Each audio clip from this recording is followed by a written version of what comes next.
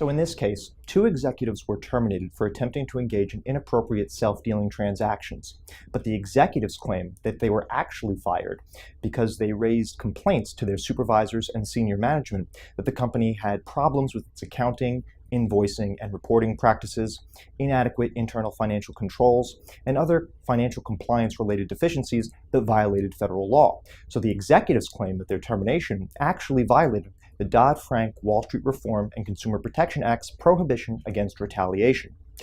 On summary judgment, the court held in order to substantiate their claims, the executives had to establish a triable issue of fact that they engaged in protected activity, suffered an adverse personnel action, and that there was a causal connection between the adverse personnel action and the protected activity. Ultimately, the court found that the executives could not establish the requisite causal connection, specifically because their termination was too far removed in time from the protected activity, and thus there was a lack of temporal proximity. This case is one of the first to address the summary judgment standard applicable to Dodd-Frank whistleblower retaliation cases, and this is very significant because it effectively sets the standard in New York as to how these claims will be analyzed.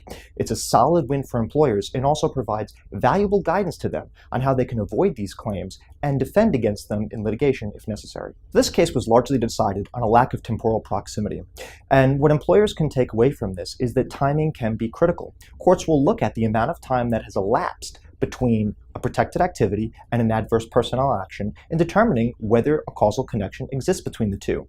So, if an employee complains, employers should be mindful of the timing of any planned adverse personnel action with respect to that employee. Consider holding off on the adverse personnel action because the more time that passes between the protected activity and the adverse personnel action, such as a demotion or termination, the less likely a causal connection will be found.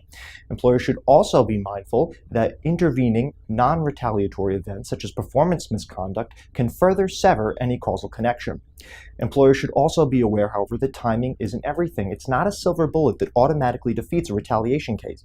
In this case, the court found that 2 to 3 months between the protected activity and the adverse personnel action defeated any claim of temporal proximity, but that may not always be so.